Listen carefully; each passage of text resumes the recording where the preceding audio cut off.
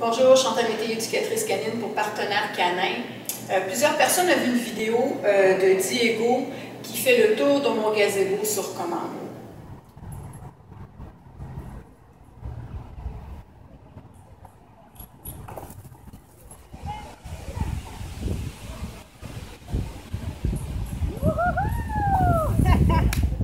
On me demandait également comment j'avais fait ça.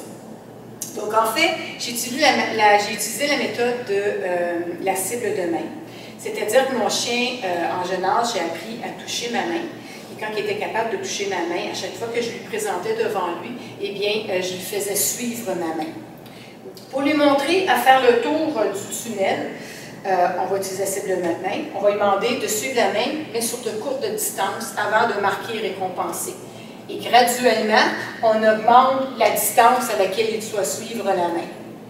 L'autre point, je suis très proche du tunnel.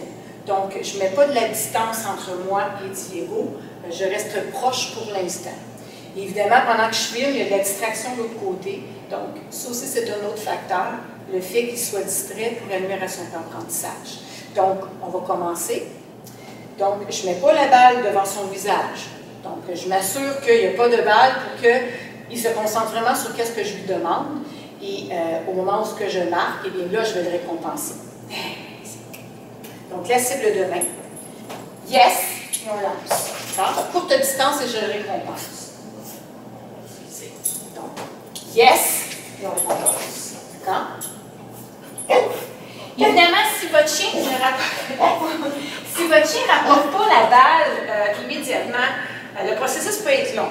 Moi, Diego va chercher la balle et il est très heureux de me rapporter tout de suite pour que je puisse faire une autre session. On va faire présumer qu'il ne sait pas. Yes, et je le récompense. Augmente. Yes, et je le récompense.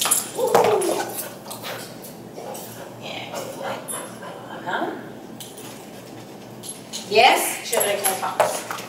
Je marque le comportement pour lequel il va recevoir une récompense. Je pourrais utiliser un clicker,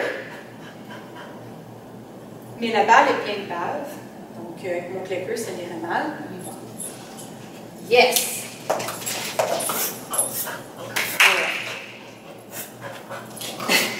On recommence, on y va. Et pour éventuellement que notre chien soit capable de faire énormément de tours. Il suit la main à distance. Quand notre chien comprend, avec vous positionné près du tunnel, vous pouvez prendre la distance. Yes. Et vous recommencez le même processus. C'est pas parce que votre chien faisait 2 tours, 3 tours avec vous proche du tunnel qu'il va nécessairement être capable de faire la même chose avec vous plus loin du tunnel. Donc, vous augmentez ce critère-là, le critère de la distance. Donc, vous allez recommencer vous allez baisser l'autre critère qui est suivre votre main.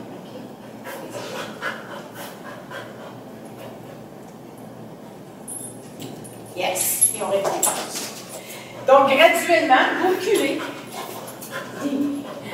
Il va? Yes.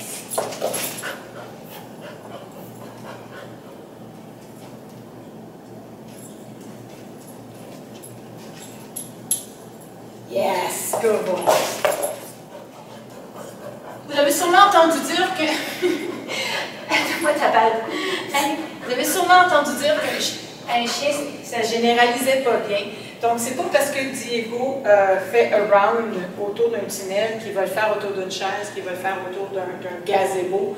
Donc, c'est important de le faire avec plusieurs objets pour aider notre chien à se dire, OK, quand Chantal dit around, puis il y a un objet devant moi, ben, il faut que je le contourne. Surtout si vous avez l'aide de votre main. Okay?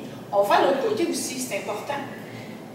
C'est important. Moi-même, j'ai l'habitude, à chaque fois que j'entraîne mon chien, j'entraîne beaucoup plus souvent sur la droite parce que c'est sur ce côté-là que je suis beaucoup plus confortable. Mais il ne faut pas oublier qu'il faut entraîner des deux côtés. Surtout si vous faites des sports canins, dont l'agilité, votre chien va prendre des sauts vers la droite, mais il va en prendre beaucoup à la gauche aussi. Puis si votre chien n'a pas appris, ça on appelle ça de la généralisation, il faut que votre chien apprenne à répondre aux commandes, peu importe sa position par rapport à vous.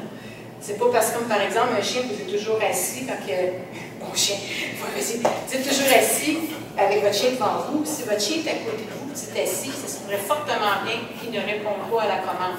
Parce que pour lui, assis, c'est devant. Donc, c'est important de montrer à notre chien assis avec, quand il est devant vous, quand il est à côté, quand il est en arrière, etc. Vous répétez avec toutes les commandes, tous les comportements que vous enseignez à votre chien. OK? Oh oui, là. Donc, on le fait aussi de côté gauche. On réduit notre distance et on y va. Là, Diego le comprend. Yes! Donc, même chose, cible de main. Yes! Et on lance là. Comme vous voyez, il ne se déplace pas aussi vite que Diego. Diego, fidèle à sa race. Yes! Un border collie. Voyons. On y va. Donc, on augmente la distance. Yes! Je reste près de mon tunnel. Ouais, bon chien, on y va. Yes!